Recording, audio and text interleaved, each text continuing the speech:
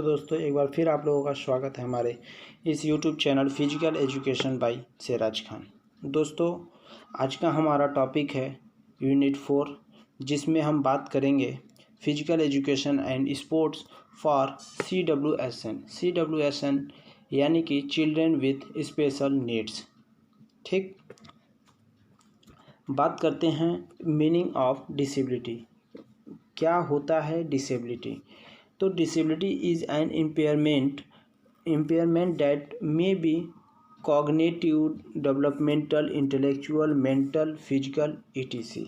यानी कि एक विकलांगता, यानी कि यह दिव्यांग का हिंदी रूपांतरण है विकलांगता, जो यह बहुत ही हानिकारक रूप है। यानी कि डिसेबिलिटी बहुत ही हानिकारक रूप है जो मुख्य रूप से कॉग्निटिव, डेवलपमेंटल, इंटेलेक्चुअल और मेंटल, फिजिकल आदि रूपों में देखा जाता है। ठीक है। It effect everyday activity of the individual to considerable amount.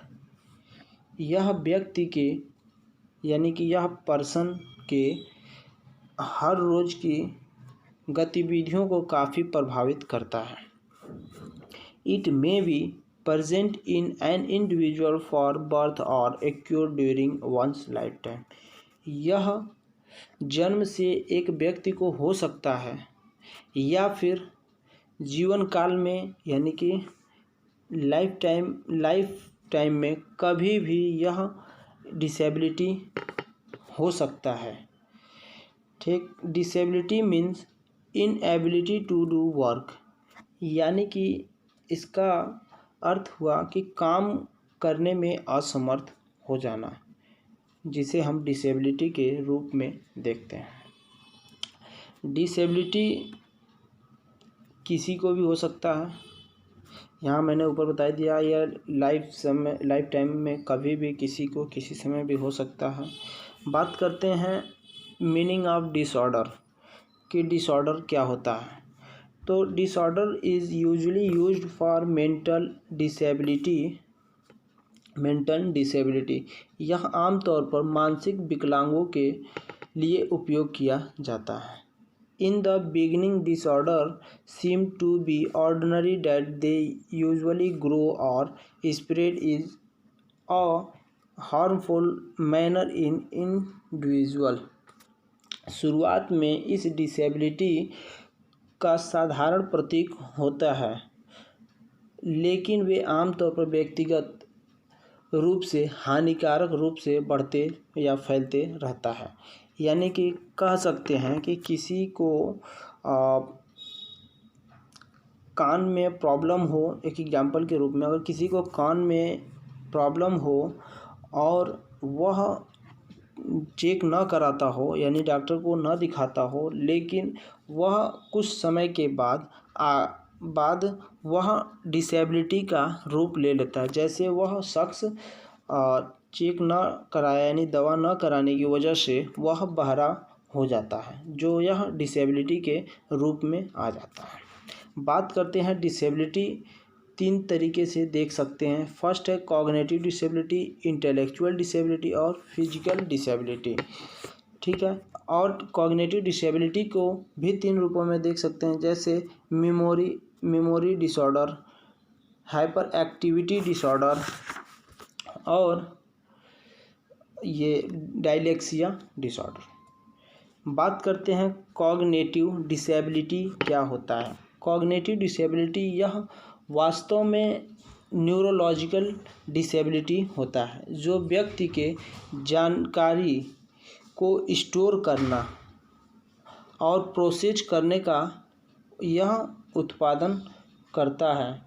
ठीक, उत्पादन न करता है, यानी कि वह बाधा यानी रुकावट पैदा करता है कॉग्निटिव डिसेबिलिटी, जिसमें हमको राइटिंग, रीडिंग और स्पीकिंग के रूप में काफ़ी बाधाएं उत्पन्न होती हैं, यानी कि कम हो जाता है यह रीडिंग करने में, राइटिंग करने में, स्पीकिंग करने में, जिसे हम कॉग्निटिव डिसेबिलिटी के रूप में देखते हैं। बात करते हैं कॉग्निटिव डिसेबिलिटी के 3 पार्ट जो हमने बताया, मेमोरी, हाइपर एक्टिविटी और डायलैक्सिया। जिसमें मेमोरी का काम है, यह शॉर्ट टर्म मेमोरी लॉस का होता है, जिसमें व्यक्ति को कुछ चीज़ें हर 15 मिनट पे भूल जाना, याद आना, यह कॉग्निटिव डिसेबिलिटी के रूप में आता है। हाइपर एक्टिविटी, इसमें व्यक्ति को किसी चीज़ पर ज़्यादा देर तक अटेंशन करने में प्रॉब्लम्स आती हैं और यह वास्तव में एकाग्रता को खो देता है, यानी अटेंशन को खो देता है, जिसे कॉग्निटिव डिसेबिलिटी के रूप में देखते हैं। हाइपर एक्टिविटी के कॉग्निटिव डिसेबिलिटी के रूप में देखते हैं। डायलैक्सिया में किसी व्यक्ति को अगर हो जाता है तो उसमें वह रीडिंग, राइटिंग और स्पीकिंग में कठिनाई आने लगती है, जिसको डायलैक्सिया के रूप में देखते हैं। अब बात करते हैं इंटेलेक्चुअल डिसेबिलिटी क्या होता है। इंटेलेक्चुअल डिसेबिलिटी, इसमें व्यक्ति को इंटेलेक्ट यानी कि जो इंटेलेक्चुअल पावर होती है वह कम हो जाती है। इसमें हम किसी चीज़ को याद करने में या फिर करने के लिए इंटेलेक्ट करने की ज़रूरत पड़ती है, जिसमें हम इस डिसेबिलिटी के कारण उसे याद रखने में असमर्थ हो जाते हैं, जिसे हम इंटेलेक्चुअल डिसेबिलिटी कहते हैं। बात करते हैं फिजिकल डिसेबिलिटी, तो यह किसी व्यक्ति के इंडिविजुअल यानी कि फिजिकली पार्ट्स पर प्रभाव पड़ता है। जैसे कभी किसी का एक्सीडेंट हो जाने से उसके पैर में चोट आ जाता है। पैर में चोट आ जाने के कारण उस पैर को डॉक्टर या तो ज़्यादा गंभीर रूप से अगर पैर खराब हो जाता है तो उसको काटने का सजेशन कर देता है, काट करके उसको इलाज करता है, ताकि और उस पैर की वजह से बॉडी में इन्फेक्शन ना हो। तो एक समय के बाद वह डिसेबिलिटी के रूप में आ जाता है, जिसको यह एक्सीडेंट का एक हिस्सा होता है, जिसे हम फिजिकल डिसेबिलिटी कहते हैं। अब बात करते हैं, इन सभी के कुछ कॉज भी हैं जिसको हम देख सकते हैं जेनेटिक रूप से या फिर मेंटल हेल्थ प्रॉब्लम के रूप से या फिर एक्सीडेंट के रूप में। तो बात करते हैं जेनेटिक रूप से, तो यह किसी भी पर्सन के जीन्स या डीएनए में कोई एबनॉर्मेलिटी आ जाती है, यानी कि जीन्स और डीएनए में एबनॉर्मेलिटी आ जाती है, तो उस कारण से डिसेबिलिटी हो जाती है। यह डिजीज़ या एक्सरे के कारण देखा जाता है। अब बात करते हैं mental health disability. Mental health disability क्या होता है, इसमें मेंटल बैलेंस, जो मेंटल डिसेबिलिटी होता है, यह मेंटल बैलेंस सही नहीं होता है और वह टाइम ड्यूरेशन यानी कि लॉन्ग टाइम ड्यूरेशन यानी कि लंबे समय तक किसी चीज़ की डिप्रेशन या फिर स्ट्रेस में आ जाने के कारण मेंटल हेल्थ डिप्रेशन उसे समझा जाता है या कहा जाता है। एक्सीडेंट, यह जिंदगी का यानी कि लाइफ का एक दुर्घटना के रूप में देख सकते हैं, जो कभी भी और किसी समय किसी को भी हो सकता है, और इससे जो प्रभावित बॉडी में अंग होते हैं वह ही हमारे डिसेबिलिटी के रूप में उभर कर सामने आ जाता है, जिसे हम विकलांगता को रूप दे देते हैं। अब बात करते हैं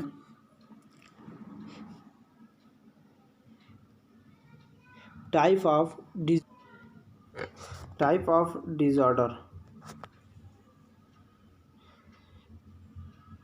इसमें यह 5 तरीके से होता है, जिसमें attention deficit hyper activity disorder यानी ADHD के रूप में देखा जाता है। सेकेंड सेंसरी प्रोसेसिंग डिसऑर्डर जिसे SPD के रूप में देखा जाता है। थर्ड है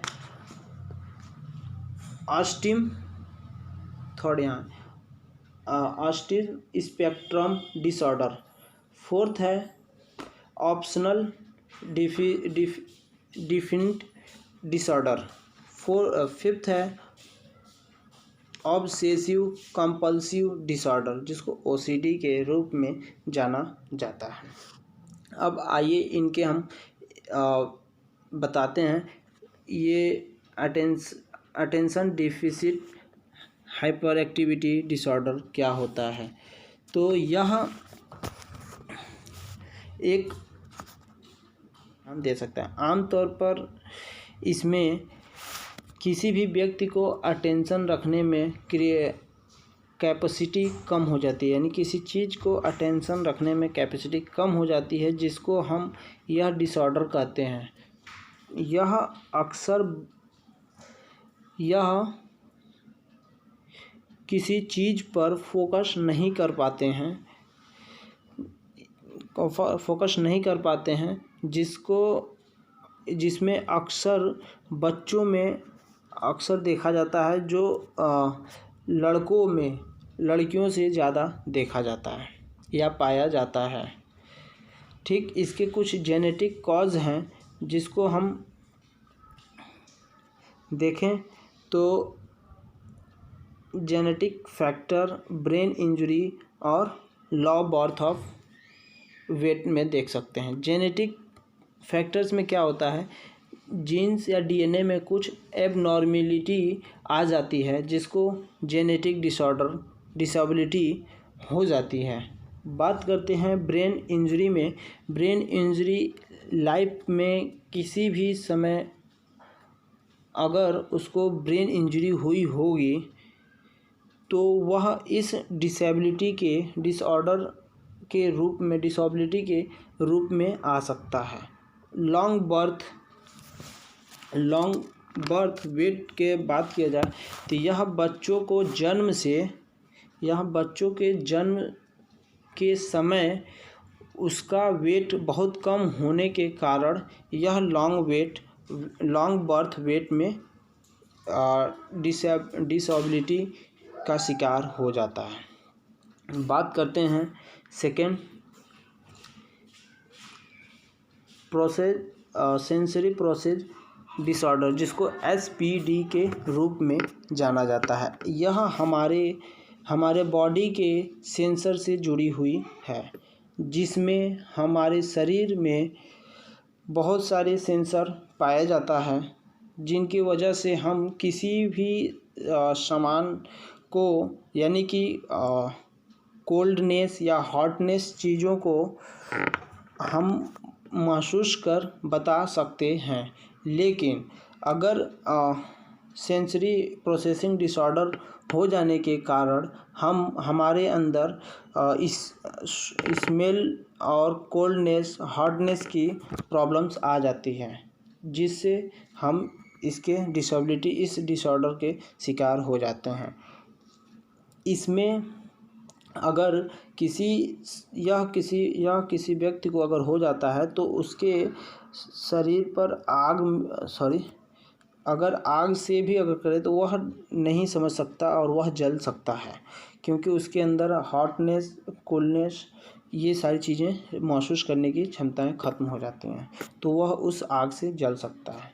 अब बात करते हैं ये थर्ड ऑटिज्म स्पेक्ट्रम डिसऑर्डर यानी ASD, जिसको पहले इसको बात करने से पहले SPD के भी कुछ कॉज हैं जो जेनेटिक और लॉ बर्थ वेट में और फिजिकल कॉजेस में इसमें भी पाया जाता है। अब बात करते हैं third autism specific disorder ASD, जिसको यह समस्या होती है, यह कम्युनिकेशन स्किल उसकी ख़राब हो जाती है, यानी कि वह एक दूसरे से कम्युनिकेट करने में उसको काफ़ी प्रॉब्लम्स आती हैं और जिसके कारण वह सोशल स्किल को कमी हो जाती है, जिसके कारण उसमें सोशल स्किल की कमी हो जाती है। बात करें इसके कुछ कॉज हैं, तो इसके कॉज भी जेनेटिक या फिर इन्वायरमेंटल या फिर ब्रेन डेवलपमेंट के कारण हो सकते हैं। फिर हम बात करते हैं फोर्थ, ऑप्शनल डिफेंट डिसऑर्डर यानी कि ODD। यह आमतौर पर बच्चों में पाया जाता है और यह जिस बच्चों को होता है वह बहुत ही चिड़चिड़ापन हो जाता है और वह अपने से बड़ों को काफ़ी परेशान करना शुरू कर देता है और शरारतें भी शुरू कर देता है, जिसमें यह डिसऑर्डर ODD डिसऑर्डर पाया जाता है। इसके भी कुछ कॉज हैं जो जेनेटिक फैक्टर्स हो जाता है या फिर फिजिकल फैक्टर्स के कारण ये हो जाता है। अब बात करते हैं लास्ट, ऑब्सेसिव कंपल्सिव डिसऑर्डर यानी कि OCD। इसमें यह किसी भी व्यक्ति को हो सकता है, लाइफ के किसी समय में भी हो सकता है, फिर हो सकता है, और जो भी इस डिसेबिलिटी का शिकार होता है उसे हरदम पास्ट चीज़ों की यानी कि पास्ट में जो चीज़ें हुई होती हैं उस चीज़ को अक्सर वह सही करने के लिए परेशान रहता है और एक समय के बाद वह अंधविश्वास का रास्ता अपना लेता है, जिसके कुछ कारण भी हैं OCD के, जो ब्रेन का एक पार्ट से दूसरे पार्ट को किसी भी इंफॉर्मेशन यानी कि हमारे ब्रेन के दो पार्ट में एक पार्ट से दूसरे पार्ट को इंफॉर्मेशन पहुंचाना ये भेजता है, वह सेरोटोनिक नाम के केमिकल के कारण होता है और यह शरीर में इसकी कमी यानी कि बॉडी के ब्रेन में इसकी कमी हो जाती है, जिसके कारण OCD की प्रॉब्लम्स आ जाती हैं। तो दोस्तों ये था हमारा आज का टॉपिक, और कुछ इसमें टॉपिक बचे हुए हैं जो हम आपको नेक्स्ट वीडियो में आपको हम बताएंगे। आई होप आप लोगों को यह वीडियो बहुत पसंद आया होगा और इसे आप लोग लाइक शेयर सब्सक्राइब करेंगे। Thank you.